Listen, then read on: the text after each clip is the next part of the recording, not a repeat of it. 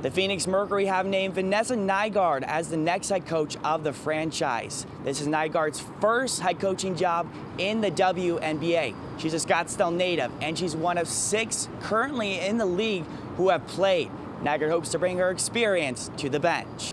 Nygaard's 9-year-old son told his mom that she is the shepherd because she gets to guide the goat. Nygaard responded to him, "The goat takes care of herself." By goat, she's talking about Diana Taurasi, who has taken the offseason to contemplate whether or not she'll be returning. At the Footprint Center, Conor McGill, Cronkite News. Next, we take a look at a Russian athlete who's been impacted by the conflict. Cronkite News reporter Conor McGill spoke to a player on the women's basketball team at Benedictine University in Mesa, whose family's in Moscow. It's been a difficult time for her as she has no idea when she can go back home. Kate Levinka, a native of Moscow, Russia, picked up a basketball for the first time at the age of 12 and came to the United States at 16. Now she's currently a junior at Benedictine University in Mesa, where she's playing the sport she loves.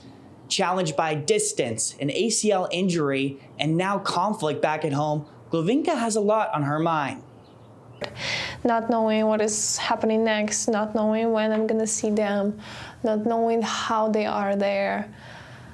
It's just every day my thoughts are there. Like it is hard to focus on other things, you know, because I'm here, my life is safe, in a good place, everything's good. I'm in Arizona, it's sunny, I'm having an interview right now and they are there and it's completely different atmosphere for them there. Levinka did have plans to go back home for spring break in Moscow, Russia to see her family, but all of that has come to a halt due to sanctions on airspace. For now, the closest thing she has to her family is FaceTime calls. It's not going to happen. I don't really know when it's going to happen, when's the next time I'm going to see my family, which makes me absolutely heartbroken and sick. But it's going to be fine. With the basketball season now over, Glokavina will look to recover from her ACL injury and await news from home. In Phoenix, Conor McGill, Cronkite News. The sport of women's college triathlon hit a landmark point in growth with the announcement of the 40th collegiate program. Cronkite News reporter Conor McGill looks into what this means for the 5-time defending national champs out of Arizona State University. Women's triathlon became an NCAA emerging sport in 2014. A year later, ASU started its program. And in 7 short years, the Sun Devils have dominated the sport, winning 5 women's triathlon collegiate national titles. I'm not going to say we're in Alabama yet, but, you know, when people are like, man, I want to go to that school, you know, because of their program. And, you know, it's definitely a really nice bonus. And, you know, it also makes you feel like you're doing the right thing and doing a good job. Despite ASU's success, triathlon has yet to become an NCAA championship sport, a distinction that requires at least 40 collegiate programs.